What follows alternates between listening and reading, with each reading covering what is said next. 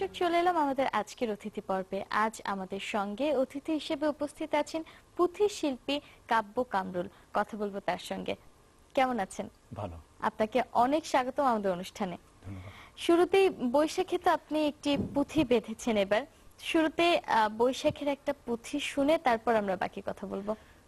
এলো বৈশাখ এলো এলো এলো বৈশাখ এলো রে, নব সাজে বৈশাখ এলো আবার ঘুরে ফিরে বলি প্রাণ খুলে হেলে দুলে সোনার বাংলা জুড়ে, বাঙালি মেতে ওঠে গানে সুরে সুরে কণ্ঠে বাংলা ভাষা, ভালোবাসা বাংলা মায়ের প্রতি, মানুষ আমরা বাঙালি আসল পরিচিতি। বৈশাখ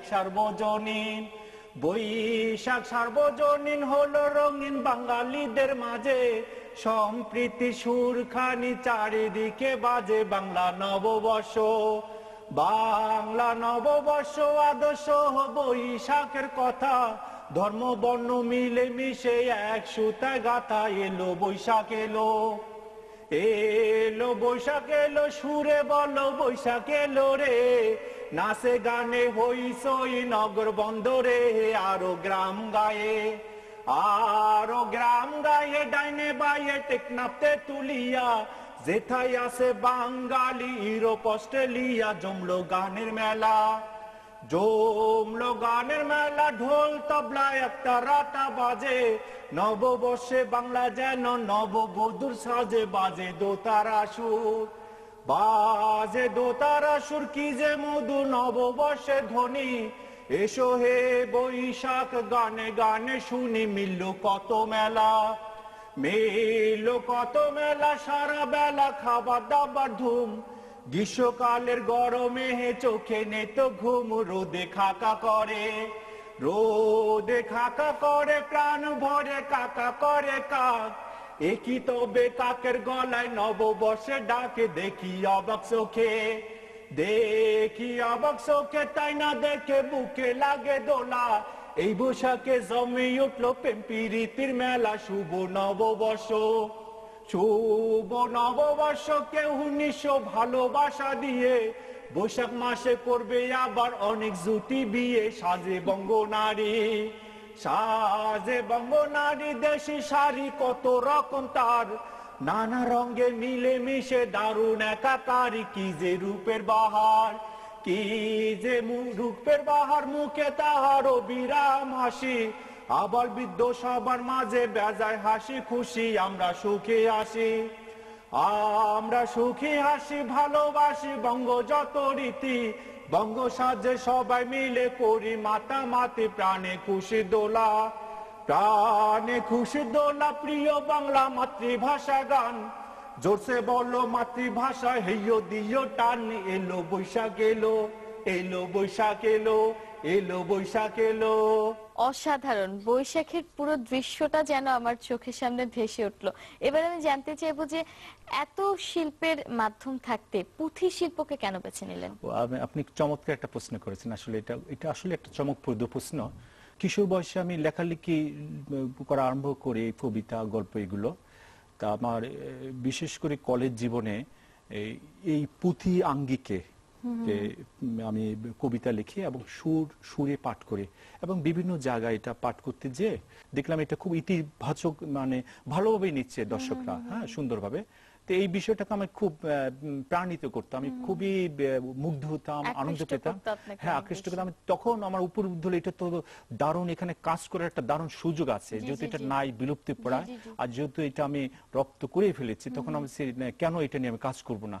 তা আপনি বলতে পারেন যে এক ধরনের মানুষের ভালোবাসা, স্বতঃস্ফূর্ত আপনার আগ্রহ, এটা আমাকে উদ্বুদ্ধ করেছে পুঁথিকে ধারণ করার জন্য। হ্যাঁ, চমৎকার! আমাদের একটা বিরতির সময় হয়ে গেছে, আরো কথা শুনবো, বিরতিটা নিয়ে নিন। প্রিয় দর্শক, আমাদের সঙ্গেই থাকুন, নিয়ে নিচ্ছি ছোট্ট একটা বিরতি। প্রিয় দর্শক, আবারও ফিরে এলাম বিরতির পর। ত্রয়ী আছি আপনাদের সঙ্গে, এবং আমাদের সঙ্গে আজ আছেন পুঁথি শিল্পী কাব্য কামরুল। আবারও কথা বলবো তার সঙ্গে। পুঁথি তো অনেক প্রাচীন একটা শিল্প, অনেক আগে থেকে যেটা চলে আসছিল আমরা শুনেছি, এবং পুঁথিগুলো মূলত কাহিনী নির্ভর হতো একটা সময়। আপনি এখন যেই পুঁথিগুলো নিজে রচনা করছেন, যেগুলো আমাদেরকে শোনাচ্ছেন, সেগুলো তো আপনারই লেখা, এবং খুব একটা যেমন বৈশাখীটি আপনি শোনালেন, এক ধরনের দৃশ্য আমরা দেখতে পেলাম। এরকম আরেকটি পুঁথি আপনার কাছে এখন শুনতে চাই, একটু মজার কিছু। আমার একটা সদ্য লেখা লুঙ্গি নিয়ে, কি আপনি জানেন আচ্ছা, যে আচ্ছা। আমাদের জনগোষ্ঠীর বৃহৎ অংশ এটা লুঙ্গি পরিধান জি, জি, করে। জি, জি, জি। আমার দাদা পড়ছে, নানা পড়ছে, পূর্বপুরুষরা পড়েছে। হ্যাঁ, তা আপনি মাঝে আমাদের বাড়িধারা একবার লুঙ্গি নিষিদ্ধ হয়েছে, তা আমি ওইটা আমার খুব দুঃখ লেগেছে যে পোশাক আছে একটা ব্যক্তিগত ব্যাপার, কিন্তু কোন একটা এবং লুঙ্গি নির্দিষ্ট কিন্তু আমাদের সংস্কৃতির অনেক বড় একটি অবশ্যই ধারক। অবশ্যই অবশ্যই জি। শাড়ি লুঙ্গি এগুলো আমাদের সংস্কৃতির একটা অন্যতম প্রধান অনুষঙ্গ, জি, জি। আমাদের পরিধেয়। আচ্ছা। তো এইটা আপনি জানেন কিনা, বাংলাদেশের অনেক আমি নাম বলছি না, অনেক অনেক জায়গা, অনেক ক্লাব, অনেক 5 স্টার হোটেলে লুঙ্গি নিষিদ্ধ। হ্যাঁ, এটা এক ধরনের। আমরা সেই আলোচনায় না যে আমরা বরং পুঁথিটি শুনি। আমার দাদা পড়ছে, নানা পড়ছে এমন পোশাক ভাই, যে পোশাকে হুক সেন বেল্টের ব্যাপার নাই, নামে ছিল ধুতি, নামে ছিল ধুতি, কাপড় সুতি, বর্তমানে লুঙ্গি। নামে কি যে আসে যায়, বাঙালিদের সঙ্গী, পড়তে দারুণ আরাম, পড়তে দারুণ আরাম, কম দাম সারা বাংলাদেশে।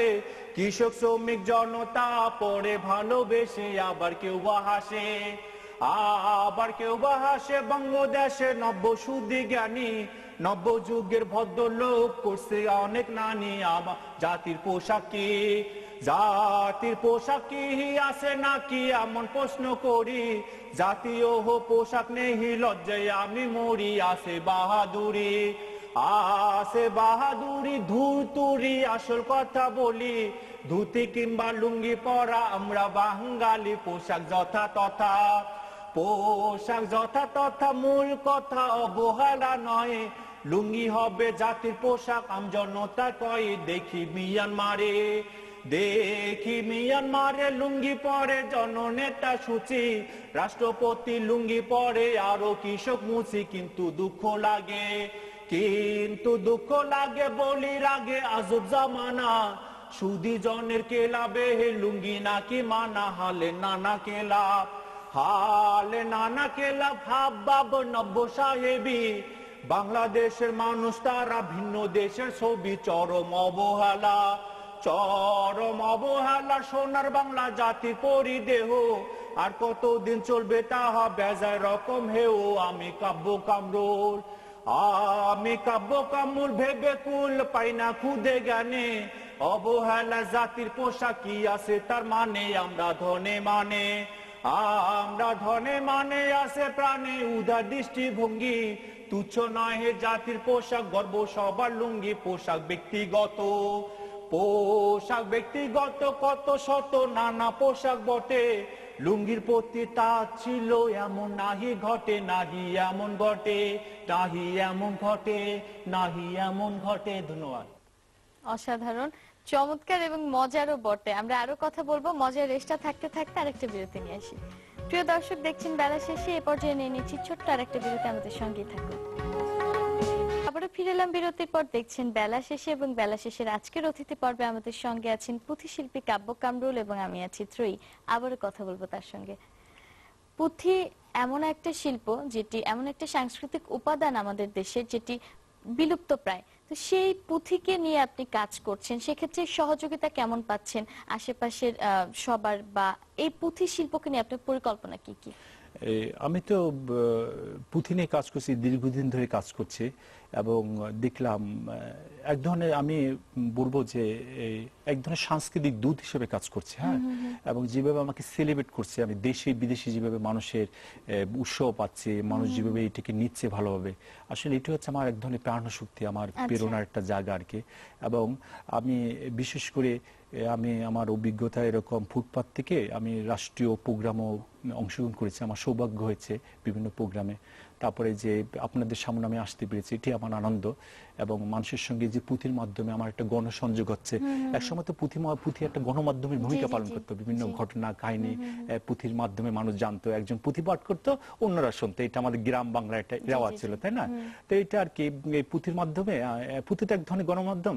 আর আমি ওই পুঁথিটা কিনে অনেকে মানুষের সঙ্গে আমার একটা সংযোগ হয়, যোগাযোগ হয়, যেমন আপনাদের সঙ্গে আমার হয়েছে এরকম পুঁথির মাধ্যমে। পুঁথির মাধ্যমে আমি বিভিন্ন মানুষের বিভিন্ন আশা আকাঙ্ক্ষার কথা বলতে পারছি, মেসেজ দিতে পারছি, তারপরে এন্টারটেইন দিতে পারছি, মজা দিতে পারছি, আনন্দ দিতে পারছি। হ্যাঁ, আপনি বলতে পারেন এক ধরনের আমি বিনোদন প্রদানকারীও মানুষ, মানে এন্টারটেইনার বলতে পারেন, যে আমি এইটুকু মাথা রাখি যে মানুষ যেন একটু আনন্দ পায়, ওই আনন্দের ভিতরে যেন একটা মেসেজ পায়, একটা গল্প পায়। হ্যাঁ, এটা আমিও এনজয় করছি। এবং মানুষের যে পজিটিভ যে সারাটা, এটি আমাকে মানে কি আনন্দ উদ্বেলিত করেছে। হ্যাঁ, এই শক্তিটা নিয়ে আমি এগোচ্ছি। এবং আমি কিছু পুঁথি অলরেডি আপনার রেডি হয়ে গেছে, আমি কম্পোজিশন করেছি সুরকারকে দিয়ে, এবং ওখানে দেশি বাদ্যযন্ত্র ব্যবহার হয়েছে। এই এই বৈশাখে অবশ্যই আপনার অনলাইনে আমি ছেড়ে দেবো। এখন তো প্রযুক্তির মাধ্যমে মানুষ পৃথিবীর যে কোনো জায়গায় একটা সংযোগ করতে পারে, ইউটিউবের মাধ্যমে, ফেসবুকের মাধ্যমে, সাউন্ড ক্লাউড নামে একটা শেয়ারিং সাইট আছে, অডিও সাইট। তো ওরকম কাব্যুল নামে যদি সার্চ দেয়, তাহলে আমার পুঁথিগুলো তারা ওখানে পাবে। আপনি যে পুঁথি পাঠ করেন, নিশ্চয়ই দর্শক খুব ভালো মতো নেয়, তো দর্শকের কাছ থেকে কি ধরনের প্রতিক্রিয়া পান? দর্শকদের ভিতর আমি তো খুব সচেতন ভাবে কোনো দুর্বুদ্ধটাকে আমি এড়িয়ে চলি। পুঁথির মাধ্যমে যেন খুব সহজ সরল কথা থেকে সবাই যেন বুঝতে পারে। এ প্রসঙ্গে একটা গল্প বলি। আমি শহীদ আসাদ দিবস উপলক্ষে টিএসসিতে আমি একটা পুঁথি পাঠ করি। তা আমি পুঁথি পাঠ করে আমি স্টেজ থেকে নামলাম। এক মহিলা আমার সামনে এসে খুব উচ্ছ্বাস প্রকাশ করলেন যে আপনার পুঁথি আমার অনেক ভালো লাগছে, অনেক ভালো, আপনি অনেক বড় হইবেন।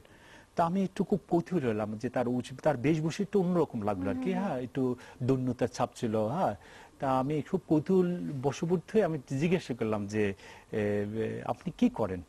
সাধারণত এরকম প্রশ্ন করা ঠিক না, একটা সম্পর্কের পর প্রশ্ন করা উচিত মানুষকে, তার বাড়ি খবর এবং অন্য নেই কি করেন এগুলো করা উচিত। তারপর আমি কৌতূহলের বশবর্তী তাকে প্রশ্ন করেই ফেললাম যে আপনি কি করেন। হ্যাঁ, তা আমার এই ভক্ত বলতেছে, একটু লজ্জিত হলাম প্রশ্ন শুনে। আমার ভক্ত বলতেছেন যে আমি খয়রাত করি, ভিক্ষাজীবী।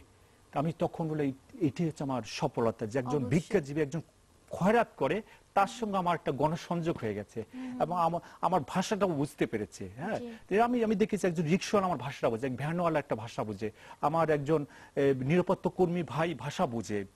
পুঁথির মাধ্যমে এই যে শক্তিশালী একটা যে গণমাধ্যম, হ্যাঁ, এবং সংযোগ হয়েছে, এরকম হাজার হাজার কাহিনী আছে, বুঝছেন। আমি যখন বিভিন্ন জায়গায় করে আমি একটু শেয়ারই করি আপনার কাছে। বইমেলা, আমি এবার বইমেলা শেষের দিকে আমার বই প্রকাশিত হয়েছে পুঁথি কবিতা নামে। তা আপনার যে পুঁথি কবিতা, এটা আমি করেছি আপনার 20 টাকা করে দাম। আগে হাটে বাজারে পথে প্রান্তে 2 টাকা 1 টাকা করে এগুলো বিক্রি হতো, বিভিন্ন ঘটনাকে অবলম্বন পুঁথি লেখা হতো, একজন পুঁথি পাঠ করতে এগুলো বিক্রি করতো। তা আমি ওই ট্রেডিশনটা এবার বইমেলায় একটু পরীক্ষা নিরীক্ষা করছি, লোকজন কিভাবে সাড়া দেয়। এটা হচ্ছে 20 টাকা রাখা হয়েছে। আমি 2 লাইন পুঁথি পাঠ করেছি। আমার ঝাল মুড়ি খাইতে দেরি করবেন না তো কেউ, স্বাদে গুণে মজাদার কইবেন আপনার বউ, তাই লইয়া যান, তাই লইয়া যান ভাই যান, খুশি হবেন বিবি, আপনি একটু খাইয়া দেখেন, ছোট একটা দাবি, তারপর অন্য কথা, জীবন বৃথা মানুষ না হইলে, অসৎ মানুষ চুরি করে, চোর তারে বলে, আমি সৎ কাজে সবার মাঝে ঝাল মুড়ি বেচি, আমার জন্য দোয়া করবেন, সৎ কাজে বাঁচি। কিন্তু দুঃখ হয় দেশময় কিছু দেশি মানুষ, শিক্ষা দীক্ষা বড় হইয়া খাইতে আসে ঘুষ। এটা কেমন শিক্ষা করে ভিক্ষা, অসৎ কাজে কামে, তাগচিয়ে ভালো আছি, মুড়িওয়ালা নামে আমি ভালো